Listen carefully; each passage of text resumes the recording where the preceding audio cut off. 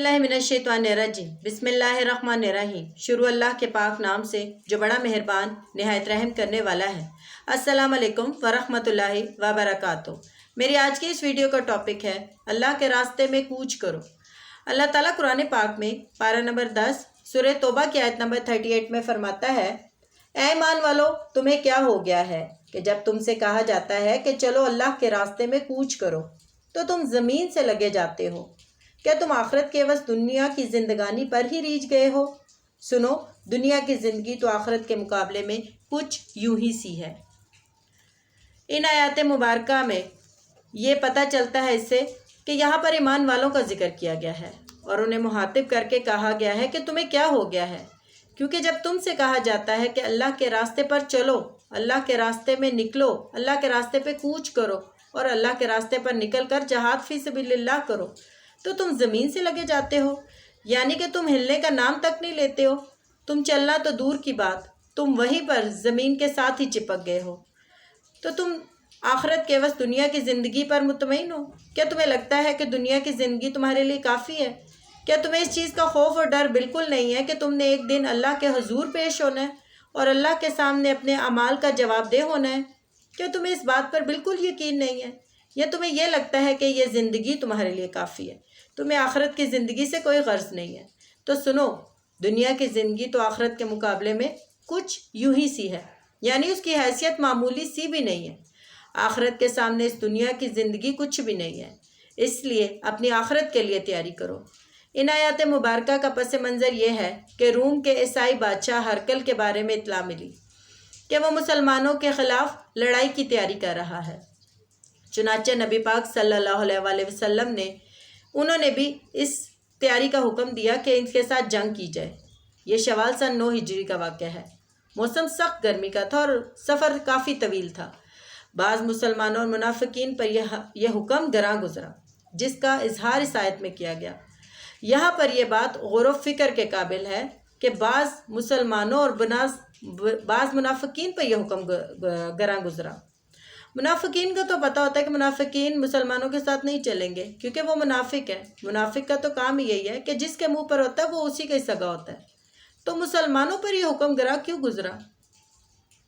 बिल्कुल इसी तरह जिस तरह आज हम मुसलमानों पर यह हुक्म गरा गुजर रहा है कि हमें चाहिए कि हम मुसलमान होने के नाते, हम मुसलमान होने की हैसियत से हम मस्जिद अक्सा की जाकर हिफाजत करें, अपने फ़लस्तीन मुसलमान बहन भाइयों के लिए खड़े हों, जहाद फी सबिलिल्लाह करें। बल्कि हम तो उन्हीं मुसलमानों की तरह, उनके ऊपर जिस तरह गरा था हमारे ऊपर भी गरा गुजर रहा है। तो सोचे ये आयत मुबारका हम पर सादिर नहीं होती है? या क्या ये मुसलमान होने का यहाँ पर जिन मुसलमानों पर यह हुक्म गरा गुजरा, जो जहाद फी सबिलिल्लाह का जिनको नबी पाक सल्लल्लाहु अलैहि वसल्लम ने हुक्म दिया, तो उसी तरह हम लोग भी नहीं इस तरह कर रहे हैं जिस तरह उन्होंने किया था? हम भी वैसे बिल्कुल मुसलमान हैं, हम बिल्कुल वैसे ही मुसलमान हैं। हम में और उनमें कोई फ़र्क नहीं है। हमारे ऊपर लेबल लगा हुआ है दैट वी आर मुस्लिम्स, हमारे ऊपर टैग लगा हुआ है that we are Muslims, but we are not, practically we are not Muslims. हमें इस बात पर गौर व फिक्र करने की ज़रूरत है कि इस वक्त जब मस्जिद अक्सा को हमारी ज़रूरत है, इस वक्त जबकि फ़लस्तीन के मुसलमान बहन भाइयों को हमारी ज़रूरत है, हम क्या कर रहे हैं? हम अपने मुल्क पाकिस्तान में बैठे हुए हैं, हम तो ज़मीन में के साथ लगे हुए हैं उन्हीं मुसलमानों की तरह, जो कि उस वक़्त भी नहीं हिल रहे थे, जिनको तकलीफ़ शुरू हो गई थी जहाद का सुनकर। वो चलने का दूर, वो तो उठने का क्या, हिलने का नाम नहीं ले रहे थे। और हम भी तो वैसे ही कर रहे हैं।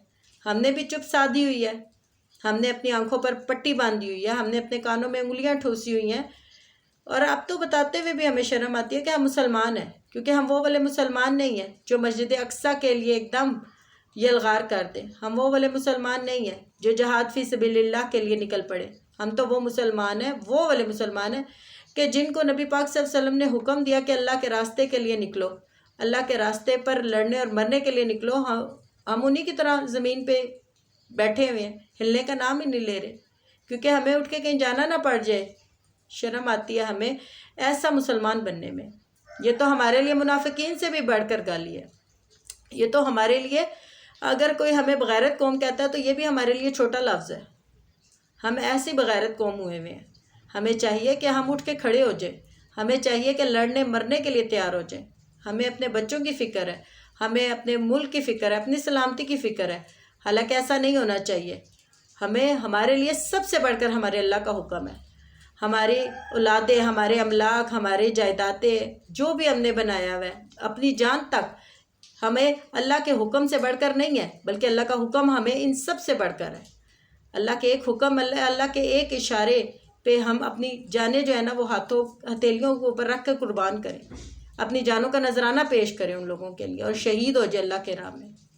اور یہ غزوہ تبوک کا ہے واقعہ ہے جو کہ ہوئی نہیں، اور مسلمان کتنے عرصے تک، کتنے دنوں تک، 20 دن تک شام کے قریب رک کر واپس آ گئے۔ اور اسے جوش اسرا بھی کہا جاتا ہے، کیونکہ اس لمبے سفر میں اس لشکر کو کافی پریشانیوں اور مشکلات کا سامنا کرنا پڑا، یعنی سستی اور کاہلی کے سبب جو لوگ پیچھے رہ گئے اور جن کا مظاہرہ ان لوگوں نے کیا اور ان کی طرف یہ منسوب کر دیا گیا۔ اور یہی بات ہے کہ آج سستی اور کاہلی اگر ہمارے حکمران، ہمارے لیڈر اور ہمارے جرنیل کرتے ہیں تو پستے تو ہم بھی ہیں، ہم بھی اس چیز میں پستے ہیں، کیونکہ ہمارا بھی یہی کام ہے، ہم بھی سستی اور کاہلی سے جو ہے وہ ہم کنار ہوئے ہیں۔ ہمیں بس وہ قصہ یاد ہے قرآن پاک کا کہ سورہ فیل میں اللہ تعالیٰ نے جو ابابیل کا ذکر کیا کہ جو جھنڈ کے جھنڈ ابابیل آئے تھے اور انہوں نے اللہ تعالیٰ کے کعبہ کو بچایا تھا، اور انہوں نے ہاتھی والوں کے ساتھ ایسا کیا تھا، ان پر کنکریاں مار کے ان کو ایسا بنا دیا تھا جیسے کھایا ہوا بھوس۔ ہمیں صرف وہ واقعہ یاد ہے، ہمیں اور کچھ نہیں یاد ہے، اور ہم ابھی اس وقت یہی دعائیں کر رہے ہیں کہ اللہ وہی ابابیلوں کا جھنڈ واپس بھیج تاکہ آ کے مسجد اقصیٰ کی حفاظت کرے، کیونکہ ہم مسلمان تو چلنے پھرنے سے قاصر ہیں، کیونکہ ہم لوگوں کے تو ہاتھ کٹے ہوئے ہیں، کیونکہ ہم لوگوں کے تو منہ میں زبانیں نہیں ہیں، کیونکہ ہم لوگ تو یہ سوچ ہی نہیں رہے ہیں کہ ہمیں اللہ کی راہ میں خود جا کر اپنی جانوں کے نذرانے پیش کرنے اور شہید ہونا ہے، اور مسجد اقصیٰ کی حفاظت ہم نے کرنی ہے۔ اب اگر ابابیل آئے تو آپ کا کیا خیال ہے کہ ابابیل آ کر وہ ان یہودیوں کے اوپر حملہ کریں گے، ان کے اوپر یلغار کریں گے؟ نہیں، بلکہ اگر اب وہ ابابیل آئے تو سب سے پہلے وہ ہمیں نشانہ بنائیں گے، ہم مسلمانوں کو نشانہ بنائیں گے، کیونکہ ہمارا ہونا نہ ہونا اگر ایک برابر ہے تو اس سے بہتر نہیں ہے کہ ہمیں صفحہ ہستی سے مٹا دیا جائے۔ یہ بڑی دکھ بھری باتیں ہیں، یہ بہت افسوس والی باتیں ہیں۔ میں تو کہتی ہوں افسوس کا لفظ بھی اس کے لیے چھوٹا ہے۔ ہم لوگوں کی زندگی بس یہی ہے کہ ہم لوگ اپنی سلامتی، اپنی خوشی اور اپنا اطمینان اور اپنی خوشحالی دیکھیں؟ نہیں، اگر ہم نے ایک امت مسلمہ ہو کر ان یہودیوں کا مقابلہ نہیں کرنا، اس سے اسرائیل کو صفحہ ہستی سے نہیں مٹانا، اپنی مسجد اقصیٰ کے لیے آواز بلند نہیں کرنا، اور اپنی مسجد اقصیٰ کی حفاظت ہم نے خود اپنی جانیں دے کر، اپنی نسلوں کی قربانی دے کر، اپنی قربانی دے کر اگر نہیں بچانا، نہیں ان کی حفاظت کرنی، اس کی حفاظت کرنی اور مسلمانوں کا ساتھ نہیں دینا، تو پھر ہمیں دنیا میں رہنے کا کوئی حق نہیں ہے، ہمیں جینے کا کوئی حق نہیں ہے۔ مرنا تو سب نے ہے، دنیا تو فنا ہونے والی ہے، ہم نے ایک نہ ایک دن مر جانا ہے، لیکن اگر ہماری زندگی مسجد اقصیٰ کی حفاظت کرتے ہوئے گئی، اگر ہماری زندگی اپنے فلسطین مسلمان بہن بھائیوں کی حفاظت کرتے ہوئے، اگر ہماری زندگی یہودیوں کو، اسرائیل کو صفحہ ہستی سے مٹاتے ہوئے اگر قربان ہو گئی، تو کیا بہترین ہم زندگی ہم لوگوں نے پائی۔ میں آپ سب سے یہ درخواست کرتی ہوں کہ اللہ کے لیے جاگیں، اس وقت جاگنے کی ضرورت ہے، کوئی بھی آپ کا ساتھ نہیں دیتا، آپ تنہا، اللہ کی مدد ہمارے لیے کافی ہے، اٹھے اور اللہ کے لیے لڑیں۔ میں خود یہ دعا کرتی ہوں کہ اللہ تعالیٰ مجھے اور میری اولاد کو، ہم سب کو توفیق دے کہ ہم بھی وہاں جا کر لڑیں اور جہاد فی سبیل اللہ کے لیے نکلیں، اس سے پہلے کہ بہت دیر ہو جائے۔